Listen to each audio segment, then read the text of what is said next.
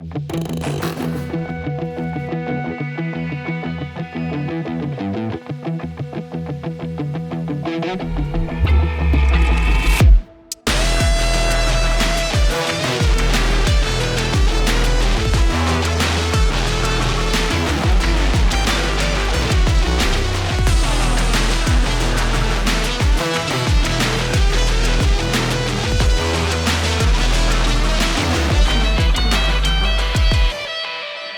to let you guys know, we've been trying to get Theo out of here for 30 minutes on the interview, but since pretty much the whole stadium is a fan of Theo, he's hugging, kissing, talking.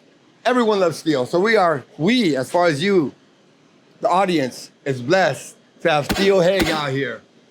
Thank you so much for being out here. Man. Thank you for making me wait 30 minutes, bro. Dude, I'm so sorry, bro. Dude, your fans love you, bro. I wanted to say hi to everyone. No, that's I didn't awesome. want anybody to think I was ignoring them. Hey, I didn't want you to I'm think not the same bullshitting you. thing Everyone either. loves it. I'm not thinking nothing bad, bro. Especially something that can beat my ass. Hey, I'm thinking all the good shit. This is not a t-shirt. This is a disclaimer. So just so you know. May be stupid. Yeah, that explains everything in there. That explains everything. That's why everyone loves them, right? Congratulations on your win, brother. Thanks, I've been man. hearing a lot of good stuff about you, and you've been talking shit about me too, I hear. What? Daniel said, hey, what's up with that intro that they got on that podcast? You don't remember they were telling Daniel? No, what podcast? Daniel Compton. What podcast? You were saying, Old and New Money podcast. You're like, hey, what's up with that intro that they got going? I'll remind you later. Okay, yeah, I'll I'm remind you sorry. later. I don't He's remember drawing the that. background. No, okay, don't worry. Daniel was telling us, hey, ask him about that intro. But don't worry about it. We'll fix that later. So, Oh, wait, is that when you forgot Jermaine's last name? that wasn't me, that was Miguel. Correct. Oh, Now okay. you're on. Okay, see? Yeah, there you go. Now we remember. See? Hey, maybe stupid. It is what it is, man. I gotta just walk around the disclaimer. No, wrong, man. Everyone loves this guy. So right now, Theo, we've been here a lot of good stuff about you from your training partners. I'm a follower on your Instagram. Great dude here. What were you thinking in that fight? Let's go from the get-go, when you're in the back. What do you think? What's the mindset before you're entering into a legit professional MMA fight? Honestly, when you're in the back, a lot of it for me is about staying as calm as possible and as grounded, because you have all this energy inside. And best thing to do, best thing to make you feel good is just like warm up super fucking hard and like get all that energy out. But then you have this big old adrenaline dump and you just gas. So it's kind of a trick to be Ron Kessler, he always tells us you have to contain. So you have to contain that energy inside of you and release it at the right time.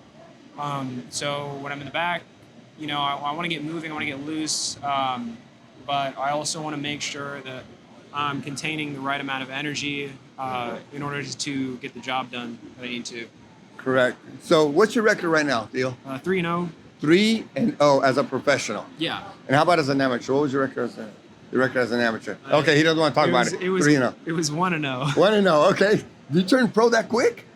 Yeah, well, I mean, so I debuted at a weird time. I debuted in February of 2020, and then I kind of, something happened, so I didn't fight the next show right away, and then the next show that was going to be there, everything got shut down for 2 years.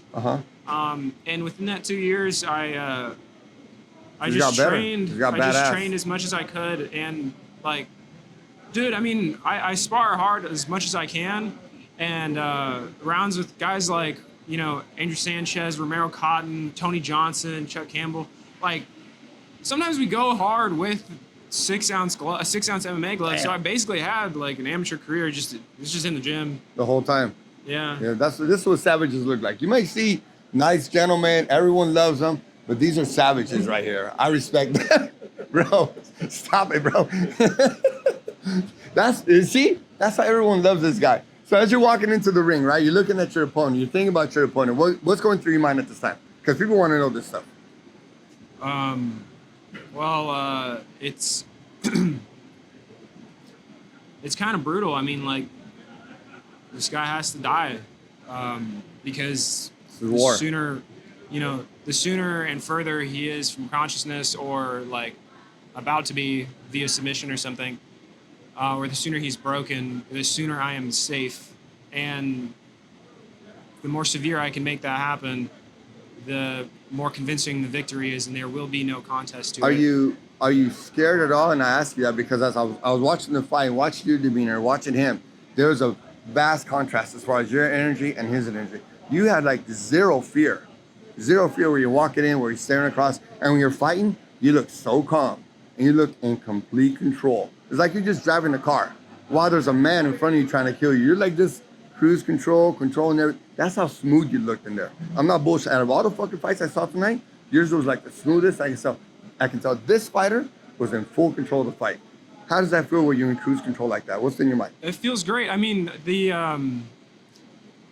don't get me wrong, like I get super fucking scared, but I get scared like 2 weeks before the fight, 3 weeks before the fight. I try very hard to really feel everything, to really acknowledge, the emotions that are going on in my head, and I don't try to shy away from like, oh no, I'm not scared. Like, no, I'm not scared of anything. Yeah. Like, no, I'm pretty fucking scared, man. I got to get into a cage, basically damn near Still naked, shitless, and fight yeah. someone who's to fucking kill me. But People forget that part. I think the more you acknowledge that leading up to it, when you actually do get in there, you're to some degree okay with it, and you understand the situation, and you obviously still have a lot of nerves and everything, but the energy can be better directed because it's not foreign anymore. Like you've acknowledged everything beforehand. Explain that kill or be killed mentality. Kill or be killed when you're walking in, when you're in there, because you got it for sure. Well, I mean, I want to fucking win, and I want to win by any means necessary.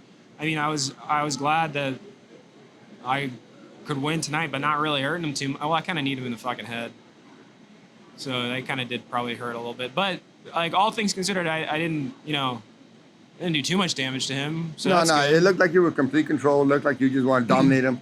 Your grappling was on point. When I'm talking about you had full control, the way I was looking at it, it's different because you're in the war, right? You're in chaos inside, a controlled chaos from what I saw. But on the outside, we were like, this guy's, as far as the grappler, I was like, this guy's in full control. This man was in full control of an opponent that was trying to kill him. That is absolutely amazing. So after you get that nice choke, after you finish him off, what is the feeling in your body? I'm glad that I didn't disappoint God or my family. I'm glad that I can go home healthy and,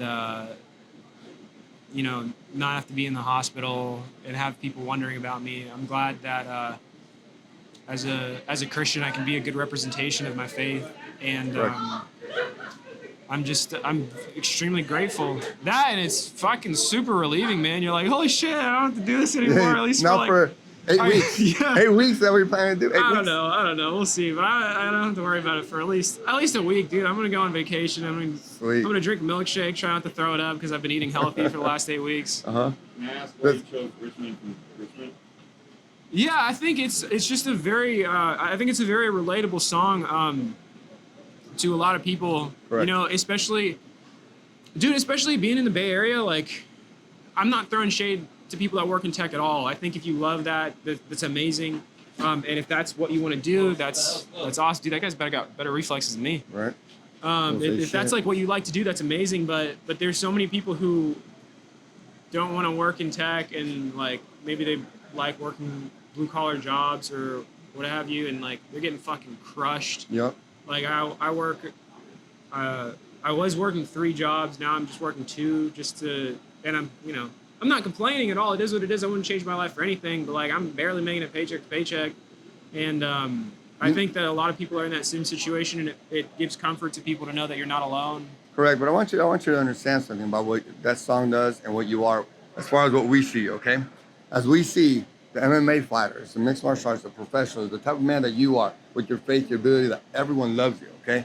What we see in you, especially in me, is what the rest of the world needs to be like, especially, you said it, in the Bay Area. Because, hey, you're nice.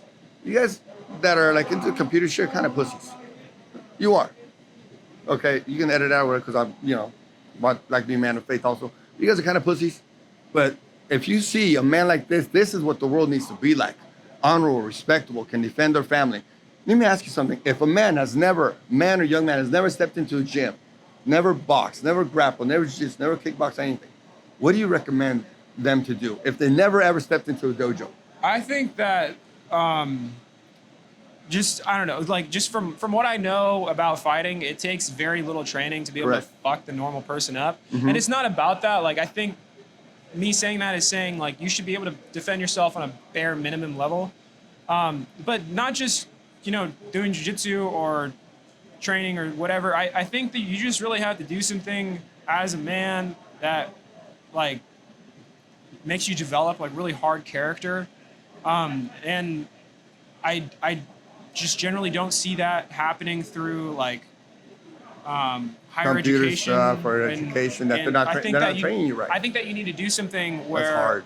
where either you're fighting against yourself, whether that's like weightlifting, because a lot of bodybuilders are really mentally strong. Whether you're fighting against somebody else, Something physically demanding is what you need to challenge yourself. yeah. I mean, just something Yeah. that you gotta you gotta develop some kind of character. I agree with you. So that's the word right there. So shout out your Instagram.